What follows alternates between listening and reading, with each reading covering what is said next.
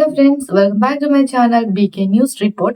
இன்றைக்கு வீடியோல வந்து முக்கியமா பார்க்க போறோம். ஒன்று என்னன்னு சொன்னா, நீங்க வெளிநாட்டுல இருக்கிற தமிழர்கள், வெளிநாட்டுல இருக்கிற உறவுகளுக்கு தான் ஒரு நியூஸ் என்னன்னு சொன்னா, வெளிநாட்டுல வந்து முக்கியமா பாத்தீங்கன்னு சொன்னா பணம் அனுப்புவீங்க. அந்த பணம் அனுப்புற நடவடிக்கை தொடர்பா வந்து அரசாங்கத்துல அதாவது இன்றைக்கு நாடாளுமன்றத்துல ஒரு முடிவு எடுக்கப்பட்டிருக்கு. பாத்தீங்கன்னு சொன்னா இதுக்கு முதலே வரி செலுத்துறது அந்த மாதிரியான செய்திகள் எல்லாம் வழியாக இருந்தது. அது தொடர்ந்து வந்து இன்னும் ஒரு முடிவு வந்து தீர்க்கமாக எடுக்கப்பட்டிருக்கு. அதை பற்றின நியூஸையும் வந்து பார்க்க போறோம். இன்றைக்கு வீடியோ பார்க்க போறோம். வாங்க வீடியோக்குள்ள போலாம்.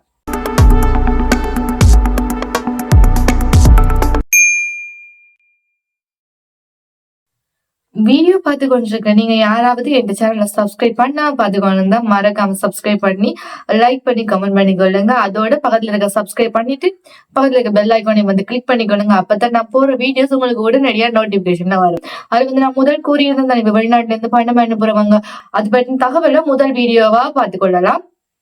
சோ பாத்தீங்கன்னு சொன்னா நாட்டுல வந்து வரி செலுத்துறது வந்து காலகாலமா இருந்து கொண்டு வருது. நிறைய நாடுகள்ல வந்து அந்த சிஸ்டம் வந்து இருந்து கொண்டு அதோட பாத்தீங்கன்னு சொன்னா இப்ப புதுசா ஒரு நடவடிக்கை கொண்டு வந்திருக்காங்க. என்னன்னு பாத்தீங்கன்னு சொன்னா இந்த டிஜிட்டல் சமூக ஊடகங்கள் வழியாக வந்து வருமானம் ஈட்டக்கூடிய வழியை வந்து கொண்டு வந்திருக்கிறாங்க. அதாவது பாத்தீங்கன்னு சொன்னா இப்ப நீங்க சமூக ஊடகமா இருக்கட்டும், வேற ஏதாவது சோசியல் மீடியா எந்த ஊடகங்களாக இருக்கட்டும், நீங்க அதை யூஸ் பண்ணி வருமானம் ஈட்டிக் கொண்டிருக்கக்கூடியவர்களாக இருந்தால் அவர்கள் என்ன செய்யணும் சொன்னா அரசாங்கத்துக்கு 15% வந்து வரி செலுத்த வேண்டும். உதாரணமா பாத்தீங்கன்னா யூடியூபர்ஸ் அவர்களுக்கு வந்து வர்ற காசுல 15% வந்து வரி செலுத்த வேண்டும். அதே மாதிரி சோசியல் மீடியா வச்சிருக்கிறாங்க.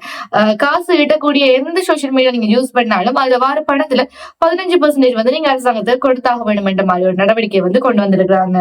அது பாத்தீங்கன்னா இந்த விஷயம் வந்து குறிப்பாக ஏப்ரல் மாதம் 1ஆம் தேதியில இருந்து நடைமுறைக்கு வரப்போகுது என்ற மாதிரி வந்து கூறப்பட்டிருந்தது. இப்படி இருக்கிற விஷயத்துல நீங்க பாத்தீங்கன்னு சொன்னா அவர்களுக்கு அளிக்கப்பட்ட இந்த வரி என்று சொல்றது வந்து ஒரு சலுகை அடிப்படையில கொடுக்கப்பட்டிருக்கு.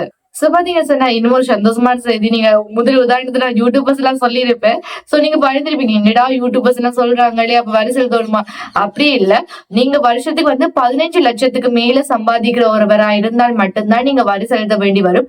அப்படி இல்லாட்டி வந்து நீங்க அந்த வரியை செலுத்த தேவையில்லை என்ற மாதிரி வந்து சொல்லி இருக்கிறாங்க. சோ இந்த ஒரு விஷயம் தான் இப்ப பரபரப்பா வந்து போய்கொண்டிருக்கு. ஏன்னா நிறைய பேர் வந்து சோசியல் மீடியால இருக்கிறாங்க வந்து வரி செலுத்தணும் சொன்னதுமே பதட்டம் ஆயிட்டாங்கன்னு தான் சொல்ல முடியும். சோ பாத்தீங்கன்னு சொன்னா இந்த நேரத்துல வந்து இன்னும் ஒரு போலி செய்தி வந்து பரவி கொண்டிருக்கு. என்னன்னு சொல்லி பாத்தீங்கன்னா அது வந்து இப்ப டிஜிட்டல் தளங்களுக்கு வரக்கூடிய வருமானம் என்றது வந்து வெளிநாட்டுல இருந்தா வரும். இப்ப நாங்க ஒரு சோசியல் மீடியா யூஸ் பண்ணோம்னா எங்களுக்கு படம் வந்து USA, கனடா அப்படியான நாடுகள்ல இருந்தா இந்த படம் வந்து எங்களுக்கு வரும். சோ பாத்தீங்கன்னா இப்படி இருந்ததால இப்ப உறவினர்கள் வந்து வெளிநாட்டுல இருந்து இங்க காசு அனுப்பும் போது அப்ப தாங்களும் வந்து 15% வரி கட்ட வேணுமா என்ற கேள்வி வந்து எழுந்துச்சுது. சோ பாத்தீங்கன்னா இதோட நிறைய பேர் வந்து நிறைய செய்தியை வெளியிட்டு இருக்காங்க. ஆனா அரசாங்க தரப்புல இது தொடர்பா வந்து இன்னும் உறுதிப்படுத்தப்படவில்லை. சோ பாத்தீங்கன்னா சொன்னா இது தொடர்பா தான் நிறைய பேர் வந்து நிறைய விஷயம் சொல்லியிருந்தாங்க. ஆனா எது உண்மை பொய்யன்னு தெரியாது. அரசாங்கம் வந்து எதுவுமே கூறவில்லை. ஆனா நேற்று தினம் நாடாளுமன்றத்துல இடம்பெற்ற அந்த கூட்டத்துல வந்து என்ன சொல்லியிருக்காங்கன்னு சொன்னா வெளிநாட்டுல இருந்து வர அனுப்புற பணத்துக்கு வந்து நீங்க வரி கட்ட தேவையில்லை என்ற மாதிரி வந்து நாடாளுமன்றத்துல குறிப்பிடப்பட்டிருக்கு. சோ பாத்தீங்கன்னு சொன்னா அவங்க வந்து அனுப்புற காசுக்கு எந்த வித வரியுமே பெறப்படாது. அவங்க வளமா மாதிரி அனுப்பி கொண்டிருக்கலாம். அந்த 15% வரி வந்து இவர்களுக்கு அட்டாக மாட்டது என்று வந்து உறுதிப்படுத்தப்பட்டு நாடாளுமன்றத்துல கூறப்பட்டிருக்குது.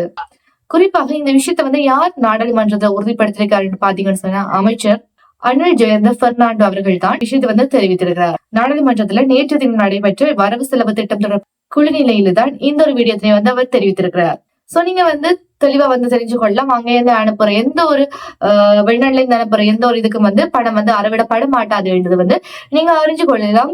சோ இது தொடர்பான நிறைய போலியான விஷயங்கள் வந்து வெளியிடப்பட்டு கொண்டே இருக்குது.